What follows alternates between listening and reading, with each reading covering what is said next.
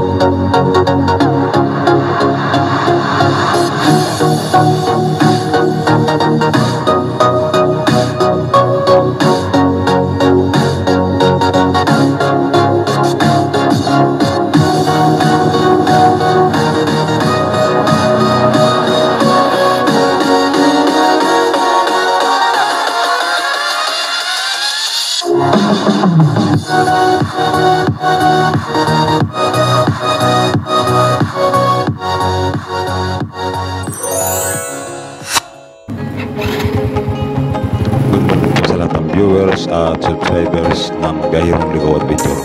Isa naman pong napakalayong biyahe ang ating ihandog sa inyo. Mexico, Pampanga. Ngayon po ay alas 10 ng gabi. Nagluluto ng bibingka. Medyo mainit siya, sir, ano? Anong oras po ka nag-uumpisa? Alas 5? Mainit, ano? Ito, nararamdaman yung init, oh.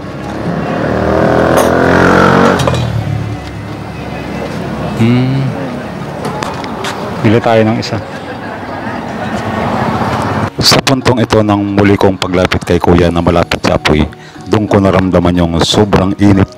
Okay, so ramdam na ramdam ko yung init.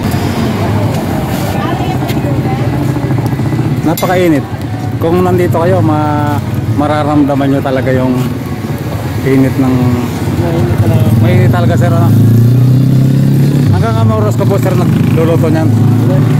Patapos na. Patapos na po. Init talaga, na.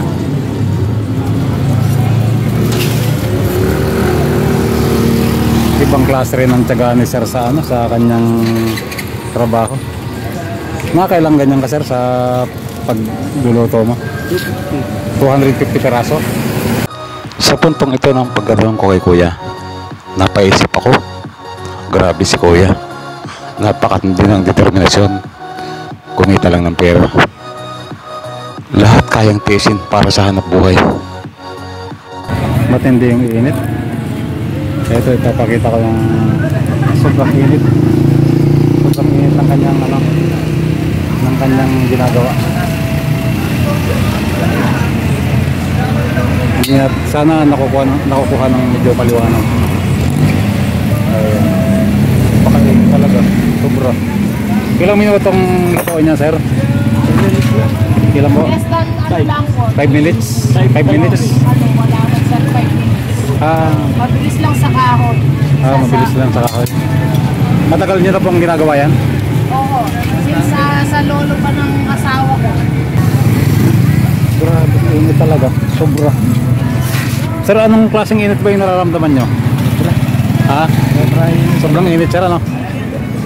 Sa mga hindi po nakakaalam, ito po yung ginagamit nila sa pagluluto ng bibingka instead ng uling na dati nilang ginagamit para mas mabilis pong maluto ang mga bibingka. So, paano ang bayad sa'yo? Sa araw 500. Ano yun? Dito ka lang naka-standby? Hindi. O yung timplada, sa'yo na rin? Sila ang titimpla? Luluto lang. Tapos sa'yo, luto. Ilang oras ka nakababad sa apoy, sir? Dalawa, tatlo. Dalawa o tatlo. Yun na yung 500 mo. Yung ibang oras, sarili mo na yon. Kasi sobrang init eh. Sobrang init talaga eh. Ayun o. Napakainit talaga.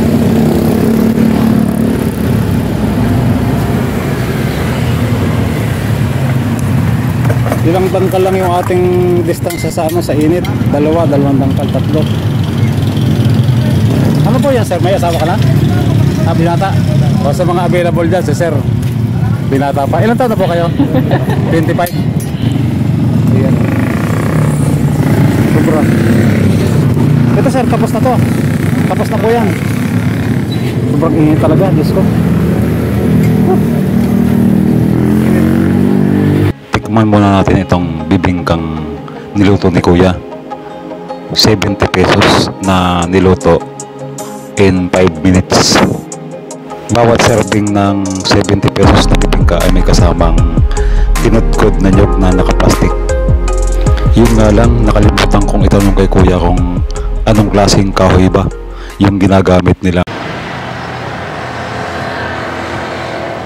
Maliban po rito, mayroon pang ibang mga nagbibenta rito. Pilipin natin.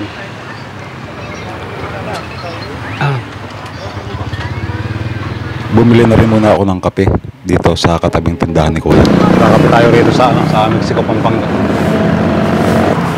Videoan ko lang yung bibingka mo.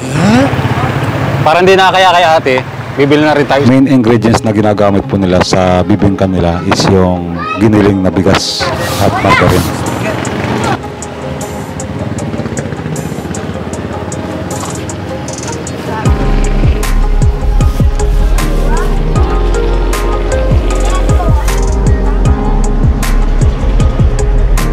Kahoy yung kanyang ginagamit na panggatong. Taga saan po kayo, sir? Taga rito rin po kayo? Nagalaganti kami. Palagi po kayo nabilin? Hindi, ngayon lang din. Ngayon lang. Nagutom lang. Hello. Sige po. Shout out kay Ma'am Janelle dito po sa Mexico, Pampanga. Anong oras po kayo nag-uumpis ng preparasyon? Alas 6 ng hapon. Ilang kilo po ang ano nyo, ma'am? Ang binibenta nyo sa isang araw? Ano po, iba-iba po. Minsan, 6 na kilo. Minsan, 10 Ito yung mga tinda naman. Pag napadaan kayo rito sa may bayan po ito ng Mexico, no? Yung nakikita nyo may nakasulat ng Mexico. Yan po ang palengke. Nakakamagkano po kayo ng kita sa ganito? 2,000 po kita na. 2,000. Ma'am, salamat po ma'am ha. Ingat po kayo. Opo. Panoorin niyo po pala yung biyahe.